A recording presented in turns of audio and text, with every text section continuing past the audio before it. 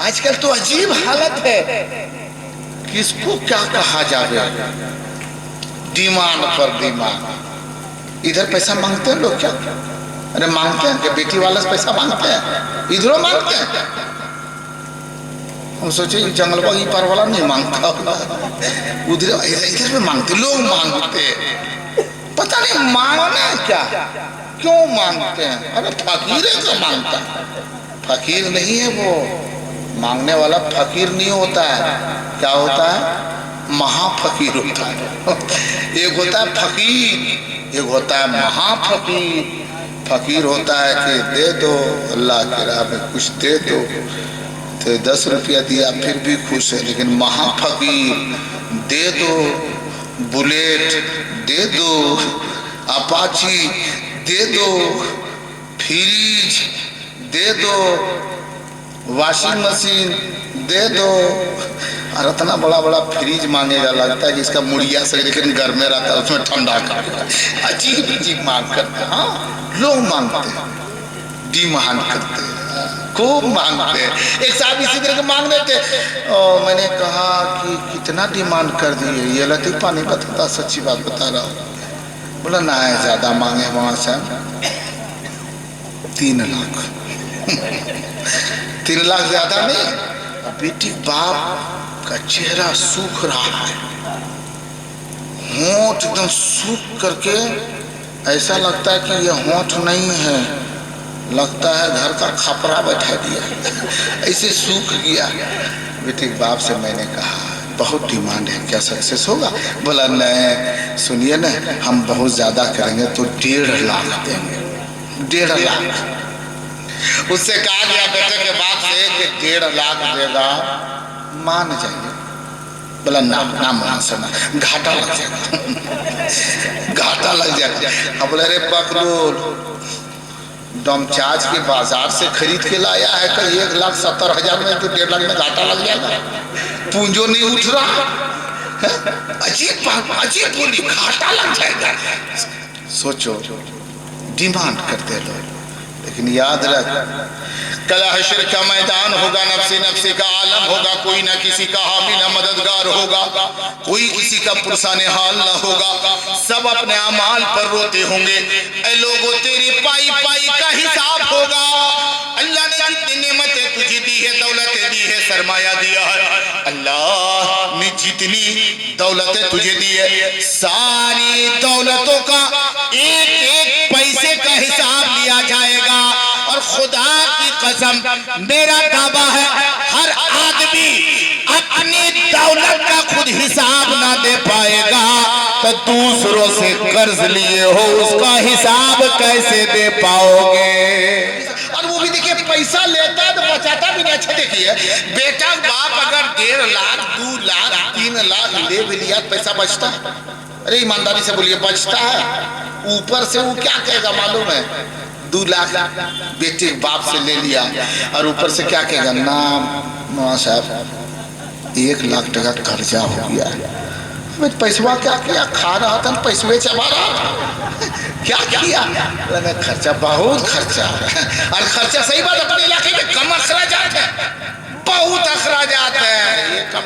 अभी जितना लोग अपने बेटा के शादी करने में, शादी होती जिस घर में, बेटा बाप जितना परेशान है, बेटा का बेटी, बेटा के माँ जितना परेशान है, बेटी की माँ, बेटी का बाप, बेटी का भाई, बेटी के चाचा, घर के परिवार जितना परेशान है, नहीं जिसके घर में शादी है उतना परेशान मोहल्ला वाला भी है, दूसरा मुसलमान भी है। हाँ, वो कैसे?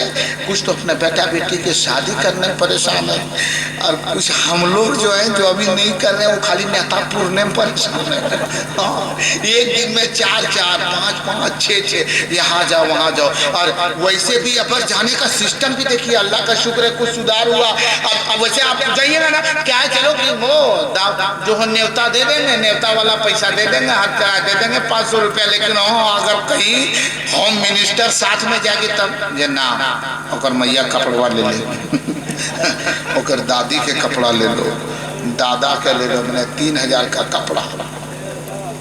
और वो भी अजीब है, कभी कभी ऐसे कपड़े लेके, कपड़ा ले रहा है ठीक है, ले करके जा, मैं नहीं कहता मत जा, वैसे तो ये सब फजूल खर्ची है, लेकिन अगर लेके गया तो ऐसा कपड़ा लेकर के गया कि वो कपड़ा पहनने के लायक नहीं है, खाली नेटवे में घूमते रहता है।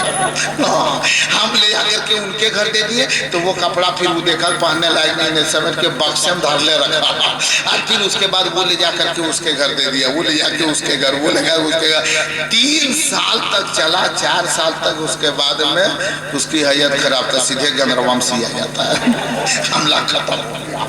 ये अलग है, ये फजूल खर्चिया है। ये फजूल खर्चिया क्यों करते हो?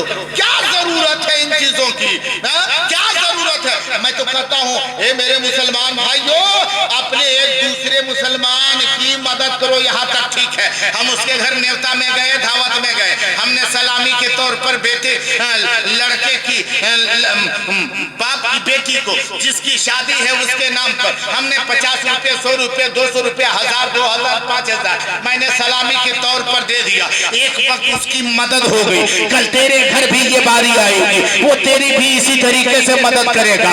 पता चला कि ये यहाँ तक तो ठीक है, एक दूसरे की मदद करना, लेकिन फिजूल खर्चियां करना, बेकार के खर्चे करना, कभी पड़ाके के नाम पर, कभी डीजे के नाम पर, कभी आतिशबाजी के नाम पर, हमने न जाने कितने पैसे बर्बाद कर दिए। आज तारीख पलट करके देखो, बताया जाता है, जब तारीख पलटी जाती है, जब सेमिनार होता है तो उसमें दिखाया जाता है कि आज के दौर में सबसे ज्यादा गरीब मुसलमान है, और आहिस्ता आहिस्ता ये मुसलमान गरीब होता जा रहा है। जब इसके बारे में तफ्तीश की गई, जानकारी ली गई, पता लगाया गया कि मुसलमान आहिस्ता आहिस्ता गरीब क्यों होता जा रहा है, वजह क्या है, सबब क्या है, तब पता चला कि ये मुसलमानों का गुर्बत की तरफ नाइक को कश्ती पलट जाना, गुर्बत की तरफ। इसका सबब ये है कि बेटियों की शादी, जब ये मुसलमान अपनी बेटी की शादी करते हैं, जैसे कि हमने अपनी बेटी की शादी की ठान ली, हम बेटी की शादी करें, मेरे पास सरमाए नहीं, मेरे पास दौलत नहीं, मेरे पास मालो सर नहीं, अब बेटे के बाप को डिमांड पर जहेज देना है, डिमांडी जहेज देना है, पैसा हमारे पास नहीं, मेरे बाप दादा की छोड़ी हुई जमीन है, विरासत में मिली हुई जमीन है, हमने उस जमीन को बेच दिया, उससे 4 लाख मुझसे मिल गए और उस जमीन को मैंने बेच दिया, 4 लाख प्रॉफिट, 4 लाख मुझे मिल गया। अब उस 4 लाख को मैंने उस बेटे के बाप को, जहां मैं अपनी बेटी का रिश्ता लगाया, उस बेटे के बाप को मैंने 4 लाख दिया, और वो भी वो 4 लाख रुपये बचा ना पाया। उस 4 लाख रुपये या 3 लाख या 2 लाख रुपए को उसने अपने प्रॉपर्टी बनाने के लिए पूंजी ना बनाया, कोई पूंजी ना लगाया, कोई दुकान ना खोला, कोई जमीन ना खरीदी, कोई मकान ना बनाया, कुछ ना किया। क्या किया? डीजे में खर्चा कर दिया, आतिशबाजी में खर्चा कर दिया, बम बारूद में खर्चा कर दिया, पटाखे में खर्चा कर दिया, सारे पैसे लुटा दिए। लेकिन जब उसकी बेटी की बारी आई, तब उसको भी पैसे की जरूरत पड़ी, उसने भी जमीन को फरोख्त किया, उसने भी पैसे जमीन बेच के हासिल किया, और वो पैसा जहां वो रिश्ता लगाया उस बेटे के बाप को दिया, उस बेटे के बाप ने इसी तरीके से फजूल खर्ची में उड़ा दिया। और जब उस तीसरे बाप की बेटी की बारी आई कि बेटी की शादी करे, उसके पास भी पैसे नहीं, उसने भी जमीन को बेचा।